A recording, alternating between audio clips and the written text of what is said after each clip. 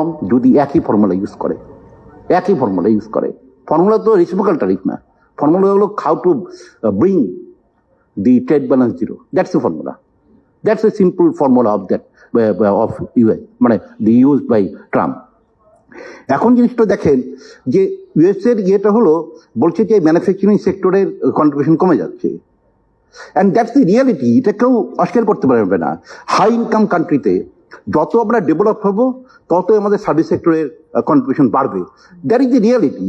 এবং high income কান্ট্রিতে around 70% service সেক্টরের মানে কন্ট্রিবিউশন, আর হলো আমেরিকার কন্ট্রিবিউশন 76%। তো এটা তো রিয়ালিটি, এটা তো অ্যাকসেপ্ট করতে হবে, দ্যাটস এ ইস্যু। এবং যেটা মুসফি স্যারও বলছিলেন যে কম্পারেটিভ অ্যাডভান্টেজ সেটা দিয়েই ট্রেড হবে, এবং সেটা হলে ওয়েলফেয়ার বাড়বে। যেটা ইউএস করেছে সেটা হলো, সেটা যদি গিয়ে আমরা কিচ্ছু করতে পারে কোনো পজিটিভ রেজাল্ট আসবে না। আর অনেকে আবার বলছেন যে 37% হলে, যেটা যেহেতু ভিয়েতনাম, ক্যাম্বোডিয়া, চায়নার উপর হাই ডিউটি, আমরা হয়তো লাভবান হবো। আমার কিন্তু অনেক সন্দেহ আছে। যেমন চিন্তা করেন 37%, যেটা আমি অনেক জায়গায় বলেছি যে এটা কিভাবে এটা অ্যাবজর্ব করবে কে? নর্মাল যেটা আমরা থিওরিতে চিন্তা করি যে ইম্পোর্ট ডিউটি অলওয়েজ অ্যাবজর্ব করে কনজিউমার, তো কনজিউমারটা অ্যাবজর্ব করতে পারবে না, এমনিতেই ইম্পোর্ট অনেক কমে যাবে, তারপর এটা অ্যাবজর্ব করবে কে? যদি কনজিউমার পুরোটাই অ্যাবজর্ব করতো তাহলে বাংলাদেশ হচ্ছে একটু বেটার পজিশন থাকতো, সেটা হবে না।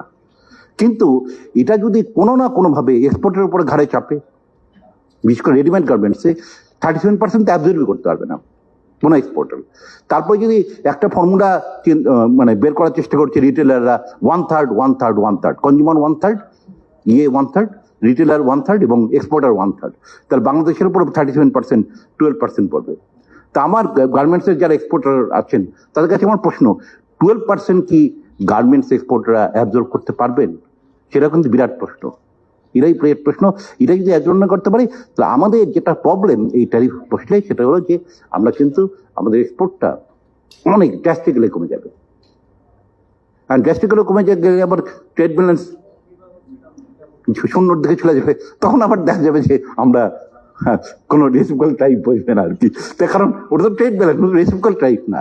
আপনি চিন্তা করে দেখেন বাংলাদেশের অনেকে হয়তো আমরা বলি আমাদের অনেক ধরনের সাপ্লিমেন্টারি ডিউটি আছে, হ্যাঁ আছে, কিন্তু যেটা ইন্টারেস্টিং ব্যাপারটা হলো আমাদের ইম্পোর্ট ওয়েটের এভারেজ কত জানেন? সাপ্লিমেন্টারি ডিউটি, রেগুলারিটি ডিউটি সব সহ অনলি 6% আমাদের ইম্পোর্টের। আর এখন আমেরিকা যেটা করছে সেটা হলো 2% তো আছেই, প্লাস 10% সবার জন্য, অতএব তাদের হচ্ছে 12%, ইম্পোর্টেড এভারেজ হয়ে যাবে 12%, আমাদের 6%। তা আমরা কিভাবে তাদের সাথে এটা করবো, মানে মোকাবেলা করবো? That's a big question. সেটা আমাদের জন্য একটা বিরাট প্রবলেম, যে এটার রেসপন্স কি হতে পারে সেটা বের করা খুব কঠিন, খুবই কঠিন। এবং যদি এই শুল্কটা বসে তাহলে কিন্তু আমাদের আসলে এক্সপোর্টের জন্য খুবই একটা প্রবলেমে পড়বো, এটা আমরা জানি। এখন আমার কাছে যেটা মনে হয় যে একমাত্র উপায় সেটা হলো আলোচনা করা, এবং আমি জানি যে আমাদের সরকার এখন আলোচনা শুরু করেছেন। ইউএসটি আর ইউএসটি বোধহয় এখানে আছেন, আমি জানি না কি আলোচনা হচ্ছে, আরো হয়তো আলোচনা হবে। আলোচনায় বুঝে যাবে কি ইউএস কি যেতে পারে আর কি, হ্যাঁ কি চায়। কারণ আমার কাছে মনে হয় না বাংলাদেশি যে টার্গেট ফর্মুলায় বসে গেছে, এটাই হলো প্রবলেম।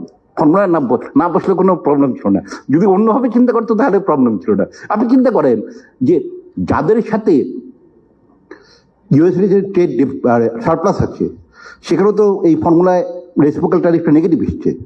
আমি দেখেছি হিসাব করে কোনো জায়গায় 5,000 নেগেটিভ মাইনাস, তাহলে কি এটার অর্থ কি ইউএস 5,000 ট্যারিফ ইম্পোজ করে ওই দেশের উপরে? না, সে তো বলছে আমি 2% করি, আর কিন্তু ওর ফর্মুলায় ইউএসএ ইম্পোজ করে, মানে ইউএসএ ইম্পোজ করে ওই দেশের উপরে 5,000% ডিউটি। অতএব এই ফর্মুলার যেটা ইমপ্লিকেশনটা খুব হাই, কিন্তু এটার রেসপন্স কি হতে পারে এটা বের করা খুব কঠিন, সেটাই হলো আমার কাছে মনে হয়েছে। এবং সেটা হলো যে ইমপ্লিকেশনটা আমাদের, আমি একমাত্রই যেটা বলি সেটা হলো আলোচনা করতে হবে কি আসলে ইউএস আমাদের কাছে কি চেতে পারে, সেটা চিন্তা করতে হবে, তারপরে আমাদের অ্যাকশন করে নেওয়া দরকার। তো সরি, আমার আসলে আর একটা মিটিং আছে, এই জন্য আমার চলে যেতে হবে। আমি আলোচনাটা শুনতে পারলে ভালো হতো। Thank you very much. Thank you, doctor Abid.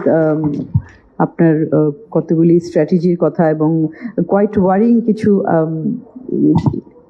আপনার ফাইন্ডিংস বললেন যে খুবই ডিফিকাল্ট হবে।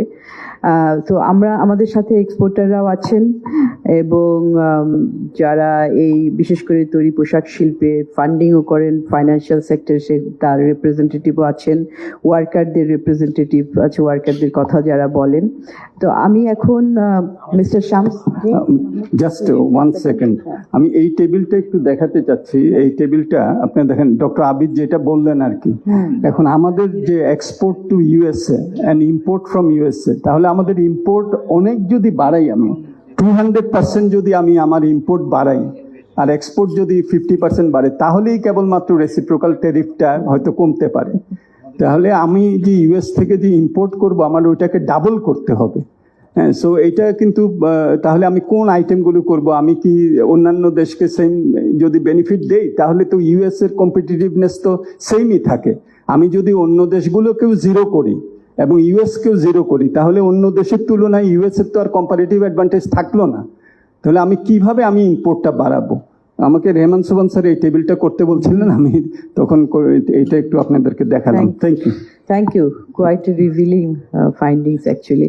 তো আমি এখন mister Shams Mahmud, president Bangladesh Thai chamber of commerce and industries এবং ফর্মার প্রেসিডেন্ট ডিসিসিআই, তাকে অনুরোধ করব।